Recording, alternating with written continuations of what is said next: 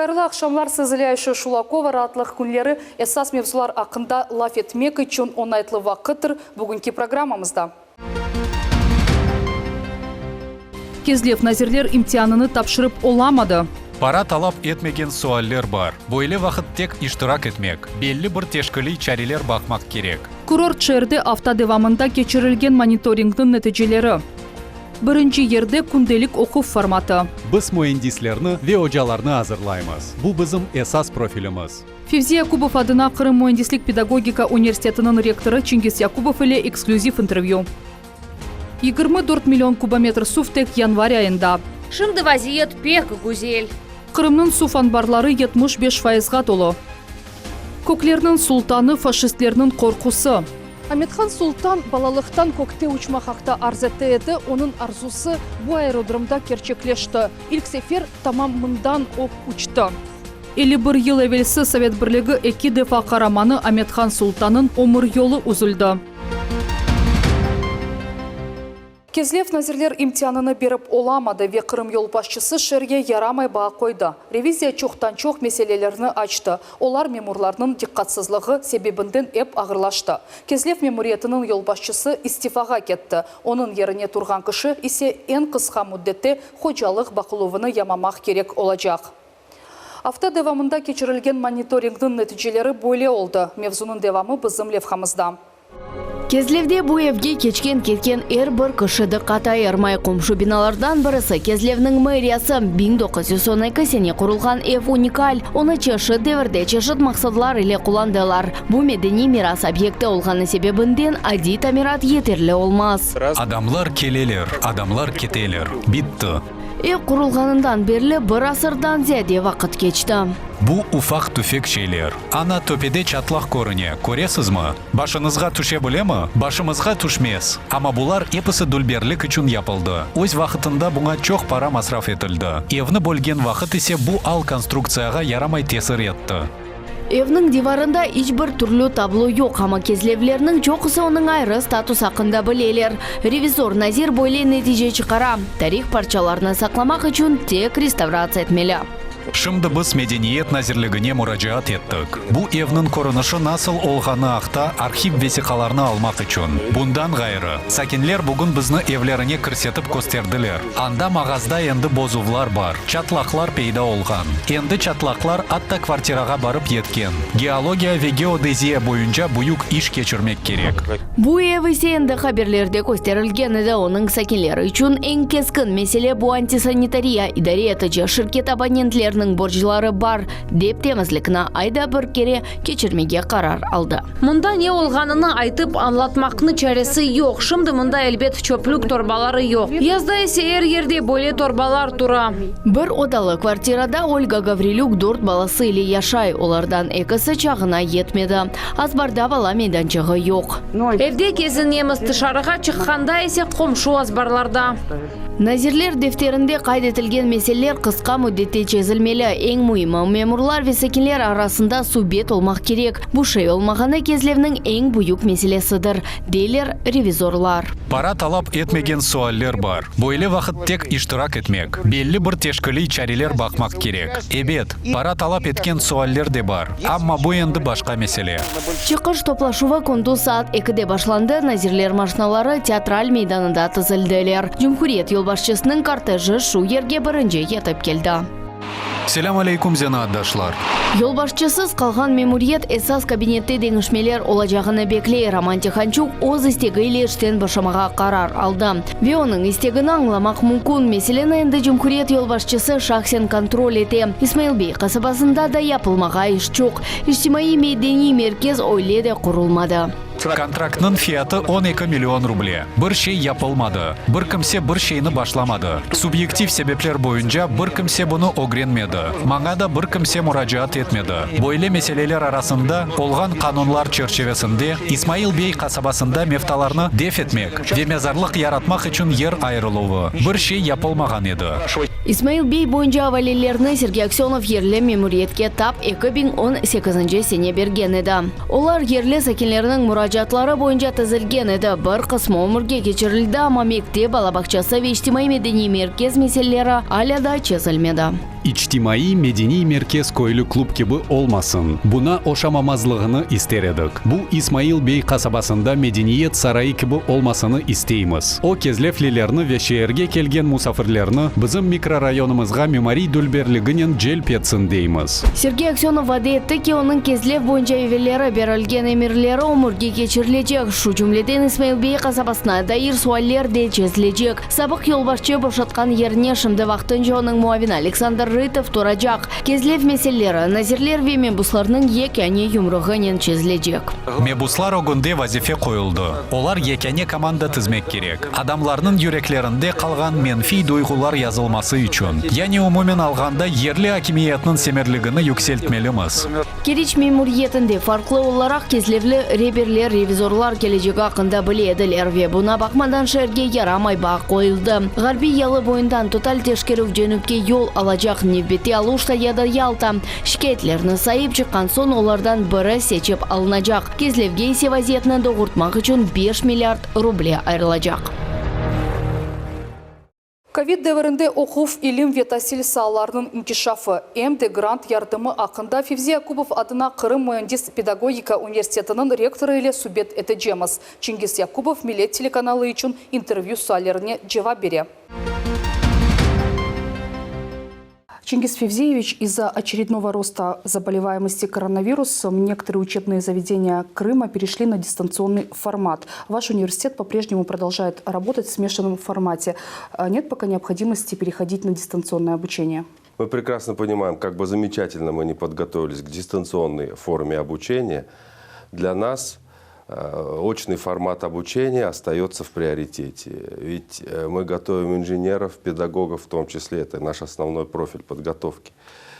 И ведь, попадая в школу, молодые педагоги должны ставить руку нашим детям совершенно реально, а не виртуально. Работая в детском саду, работают с реальными детьми, а не с виртуальными. А наши инженера охватывают реальные производственные процессы, а не виртуальные. Поэтому очень важны практические навыки, важны профессиональные компетенции.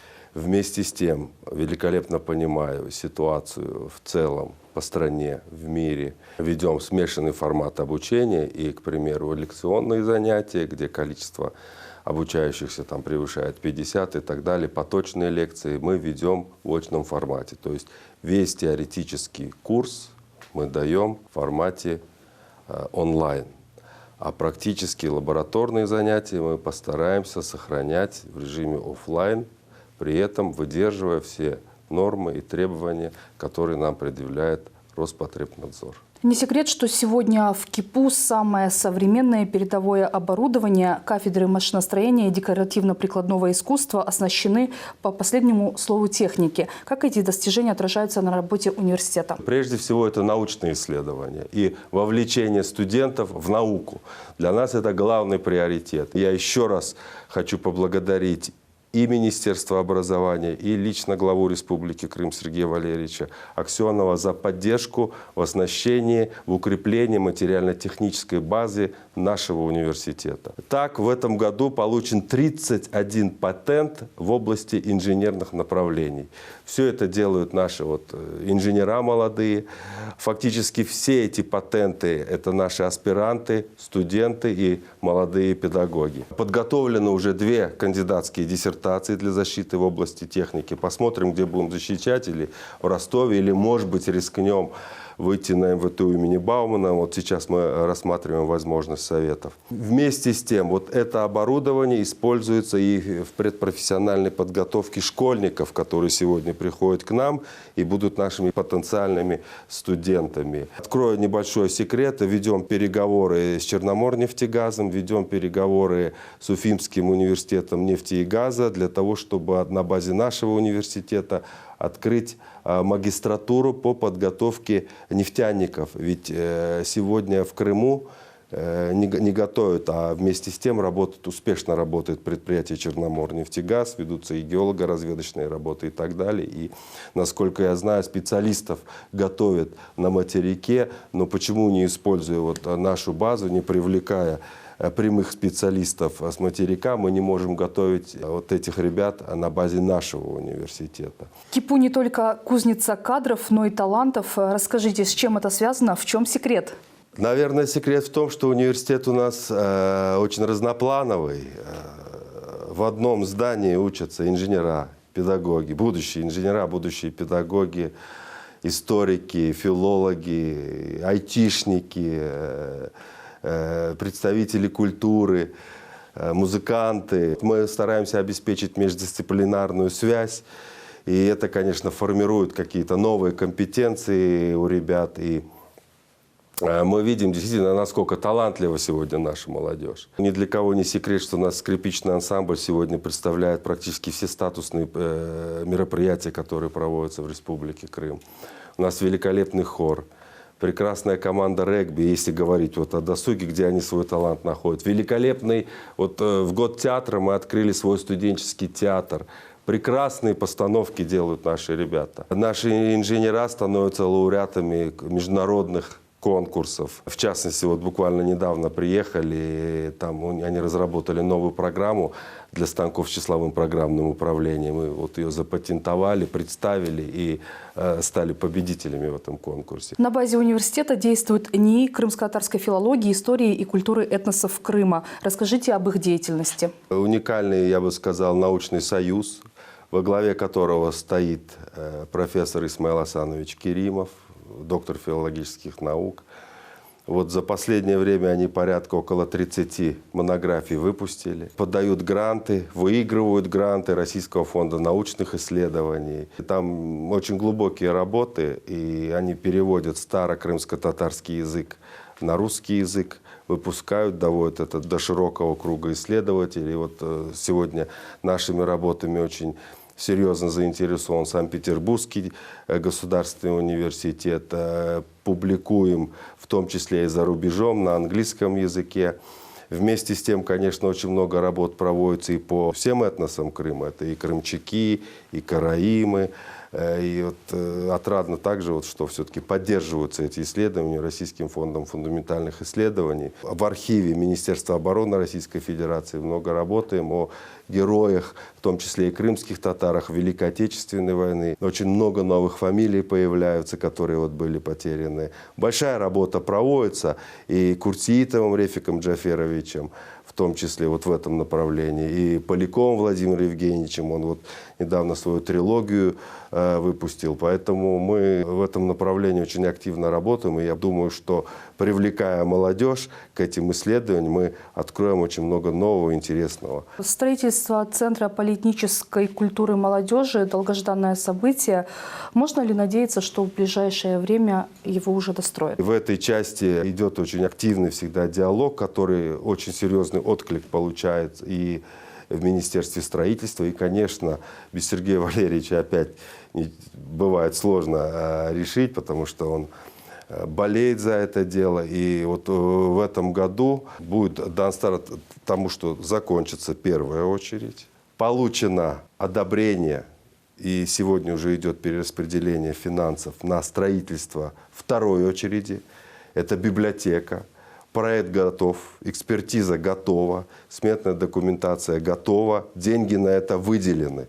Поэтому сейчас будет поиск подрядчика и так далее. Вместе с тем, конечно, мы сейчас ведем большую работу по проекту памятника и сквера, основателя и идейного вдохновителя всего этого проекта, да и нашего университета в целом, Якубова Февзия Якубовича. Интересный получается проект. И сейчас будем искать средства для финансирования и проектирования работ по третьей очереди. Это художественные промыслы и спорт. И вот это будет очень серьезный комплекс, очень серьезный кампус, который не только для наших студентов, он и для всех крымчан, для жителей Симферополя. Все будет открыто.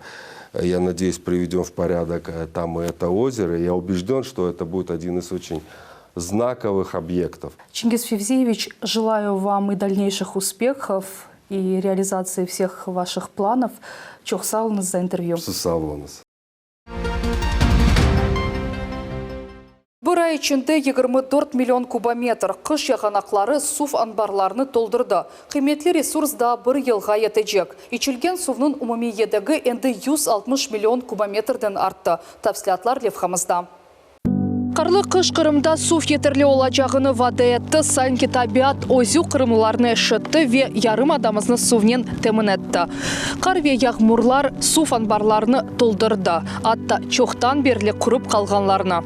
24 миллион кубометр ве бутек январь ай девамында. Қырымның суф анбарлары 75%-ға толу. Графикте көрінеке. Бұ кечкен сененің көстергічлерінден 5 керезияды. Аян суф анбары кенарларына жетолу. Бақчысырай дағларында ерлешкені есе таша. Ахметждеке суф анбары аля да құрғақлықтан сон озуне келіп оламай. Мында максималь дәрежеден ярысы толды. Қарасуф базардаки есе қиметлі ресурсны ярым адамызның шарқи тарафына беріп башлады. Анда суф Шымали Қырым каналындан йоланыла. Умумен ичілген суфның көлемі енді 160 миллион кубометрден зияды. Бұ қадар суф en azdan бір елға етер.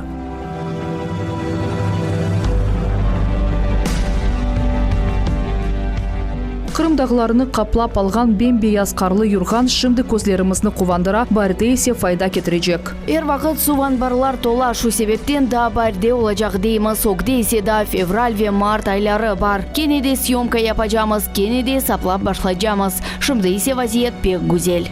Барде қар еріген сон Қырымда en azdan 100 миллион кубометр суф ile топланacak. О суф анбарларыны ер асты чешмелеріні толдырacak. Бұл қысым есе дінізге ақып кетежек. Алимлер еминлер. Бұна yol бермемек үшін суфны керекли ерге мисал оларақ инкерман суф анбарына ақызмақ керек. Махсус траншеялар қазыла. Епысы сувлар тупке ақып кете. Олар анда 3-4 ай таби топрақтан тубундекі резервуарда бұлуна. Оны япмақ мүмкін. Шымды бұ амелге кечерілмей. Тек бір қач ерлерде. Бұны Қырымның ең бір өзеніне кенішлетмек керек.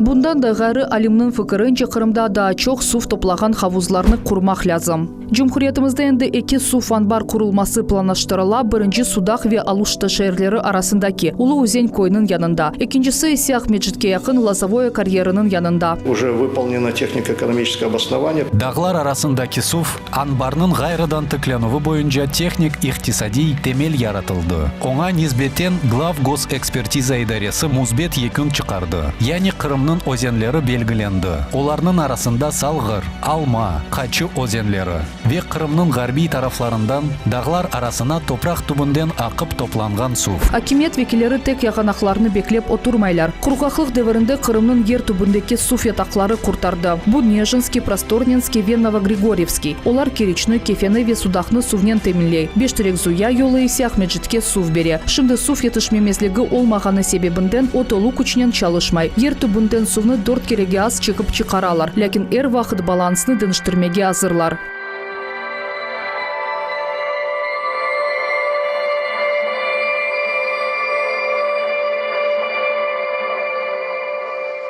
Kurgaqlıq biraz teneffüs alған vaqt hakimiyette mesele çözülüvünün diğer yollarını kıdıralар. Azaq denizinin tubunda tuzsuz suf yatakları tapıldı. Araştırmalar göstergeni gibi mahsus temizlenuvden sonunu turmuş ihtiyaçlarga kullanmağa ve içmek mümkün olur.